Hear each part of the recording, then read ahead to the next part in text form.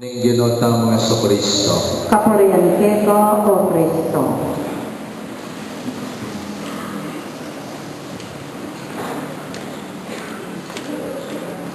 Kaluguran kong kapatid, kingasal pantayanan, once upon a time, malwala siyang ilog minalit, kaya tiging harap ng pisamban, hangga naging Santa Catalina, hangga naging Bulang.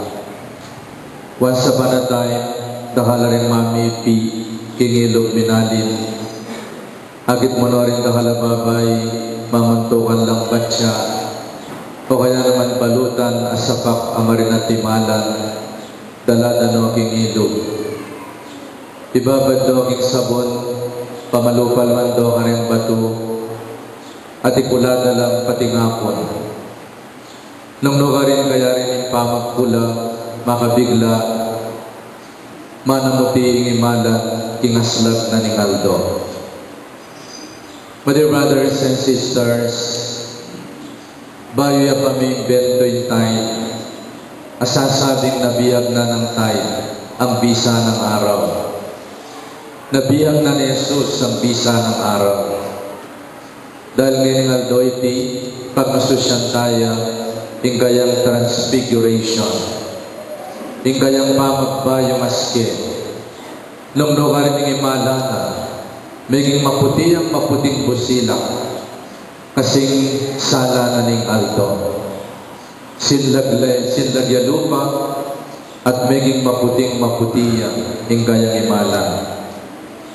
Imburi ng sabi ng transfiguration, ing kadyosa na ning Gino, may naglus king kalamnana. Beauty shining through, holiness shining through the flesh. May naglus ing kadyosa na king lamana. My dear friends, ing lugod, ing saya, managlus ka rin lupa tamo. Yabo na yung mga matao, masayaya at in love ya. Akit mo ka rin matana. Akit mo kang lupa na, mas lagya lupa. When we are in peace, akit mo yung serenity, king lupa na ning meto matao. At yung lalaban ka rin beauty contest, what really matters is beauty from within, not only beauty from without. Beautiful body, but more than that, a beautiful heart, a clean mind, and a beautiful soul is what really matters. Abasa tamang lupa na rin may maritam, itang karelang lugod. Sumangit din kasakitan na telanan da, mas laglalupa. Uling itang kasakitan da, gewa daw mas maya patao. Uling busan ni kasakitan na telanan da, may ibago, ing lugod na kaya katao. Ing dalagang sisinta, ing bayang taong sisinta, abakas mo king lupa na, king katawan, king pamamiblas na, ing lugod na. Let love, peace, and goodness radiate from our faces and bodies. Managlus ing kawanala, managlus ing lugod, kapayapan at kayapan, karing lupa tao at kalamnan tao. My dear friends, today we celebrate the transfiguration of our Lord Jesus Christ.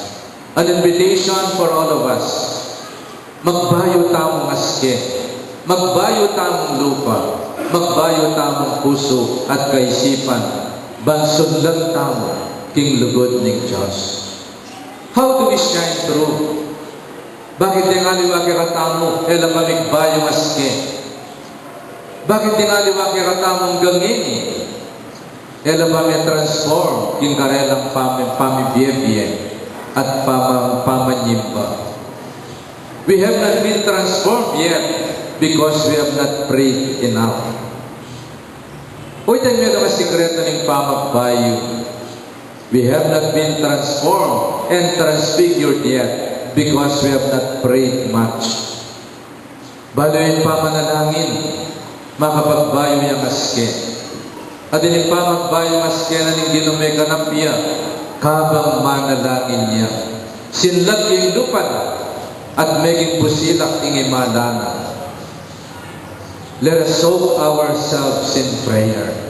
Kung nang ibabad mo ang sarili mo, king pamanalangin, and you attune your will to the will of God, then transformation will happen in your life. Nya alam pa magbayo kay katamo, because our lives are not yet attuned with the will of God. O ito'y masanting ang kabaldugan ng panalangin to attune our will with the will of God. Remember Jesus in the Garden of Gethsemane, inyang manalangin niya. May bawas siyang daya, mangalgalyak yung takot. At yung kaburyana, Father, let this cup pass away from me. But in the end, Father, not my will, but your will be done. And he was transformed into a courageous God-man facing the cross until death. Gawa na kang matapang ning panalangin mo. Podang may isang metong nakaking buri at plano ning akong Ginoo. Dinatang ni Judas, kaya gano'n rin batalyon na sundalo, dekakde. And he was undaunted in the face of an impending death.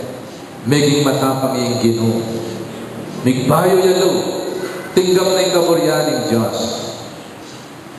And he was crucified and risen from the dead.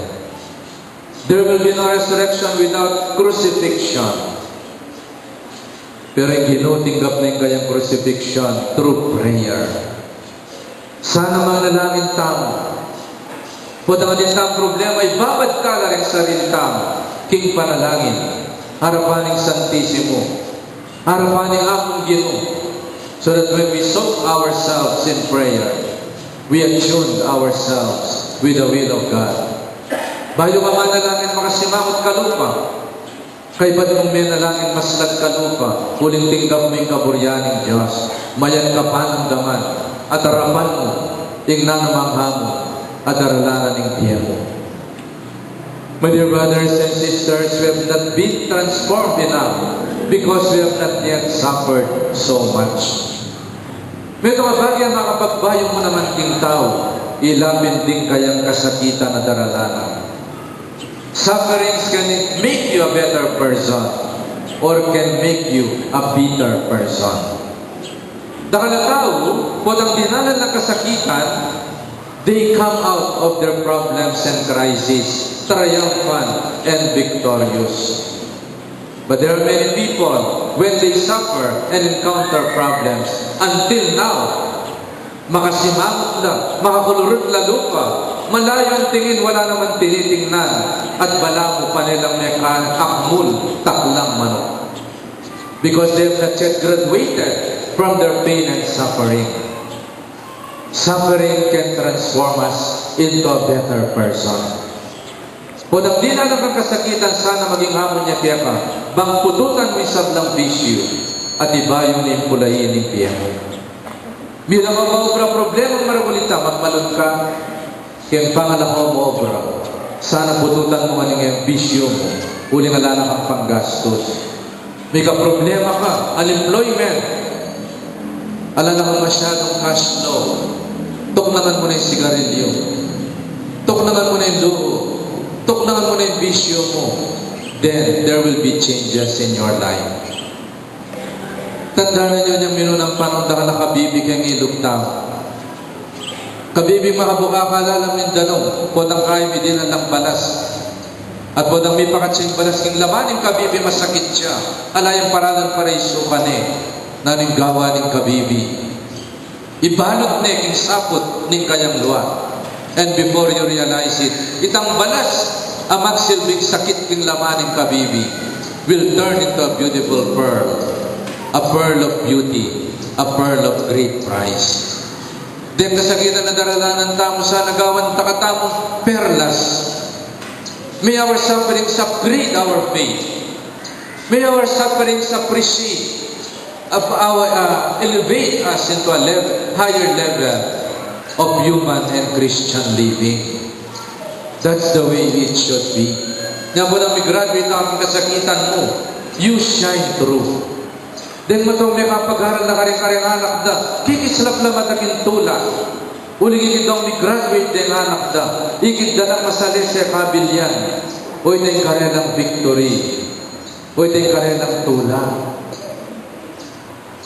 Let's face it, dahil pingarita mo, naman masaguli, naman manawang pe pag-aral kaya katamo.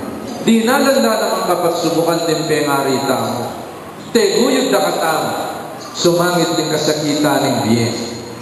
Ngayon, apag-views ang danganita, masaya lang sisin mo. Masaya lang pasalamat king Diyos, Pepe, uli nga payari doon ang anak da, at apag-views ang da, ing nanumang kasakitan na dinatangking biyada, for better or for worse. My dear brothers and sisters, we have not been transformed yet, or transfigured, because we have not yet encountered our brothers and sisters, and have not yet learned to leave our comfort zones. Nga ng Peter, Lord, kinita mo. Gawa tangat ng kubo, metong parakeka, metong parang Moises at kang Elias, and we will stay up in the mountain.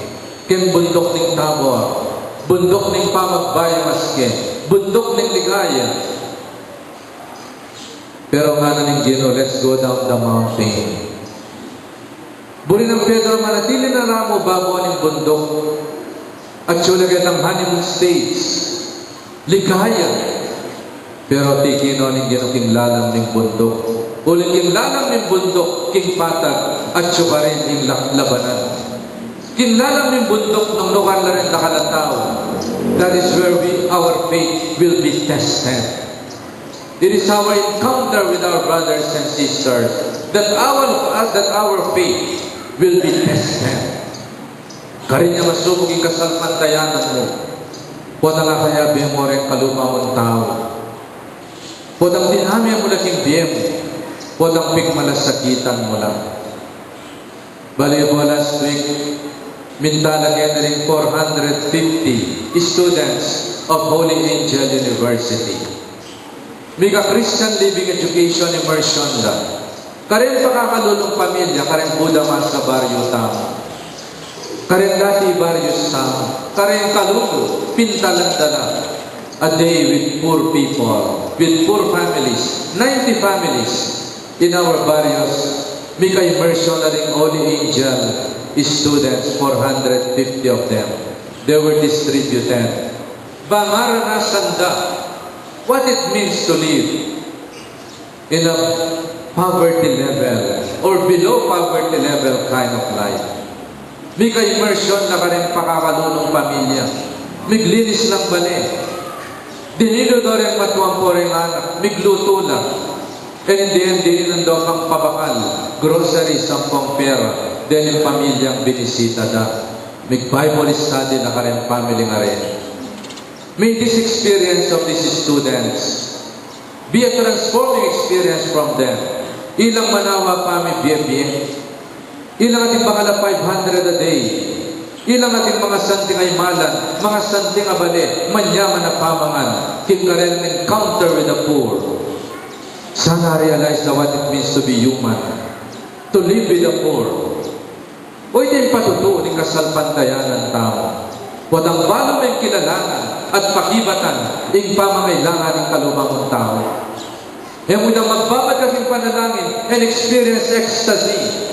More than that, there is also ecstasy in immersing ourselves in the concern and plight of our needy brothers and sisters. We can be high in prayer, but we can also be high in compassion and doing good to other people. May our prayer transform us when we unite ourselves with the will of God. May the sufferings turn us into a pearl. May our sufferings turn into pearl, because we have learned to accept and live with them, and transform them and carry them with love.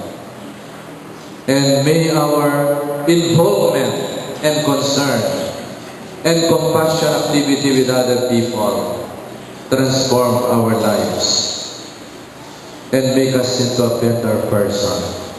Talagang tama.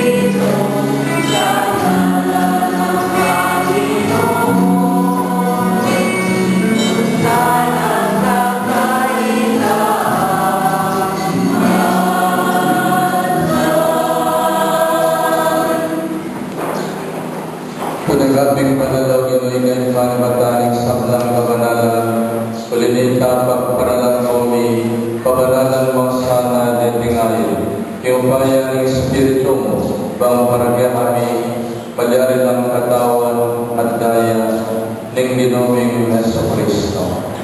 Bayarin daw ang kusang loob, king pamaylas at kamatayan, kinwaling tinape at kapasalamat siya kaya. Piraso na yung binyin, karingan disipulos ngana. Tanggapan niya ikongan at kananib. Itiyay ka na ang katawan, kami daon para kaya.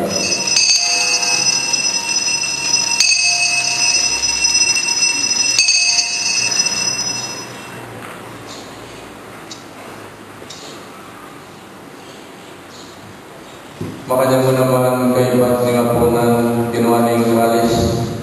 Pasibayo yung pepasalamat kaya at binyaning kalis karingan disipulos ngana. Tagaban niya ikongan at minumbo kanino. Hindi yung kalis ng kalamang daya, indaya ng bayo at alangang tipan. Kami bubu para kayo at para kayong sablang tao. Bangkit at may patawaran na rin kasalanan. Dabdan niyo iti bilang kapigaganapan kanamo.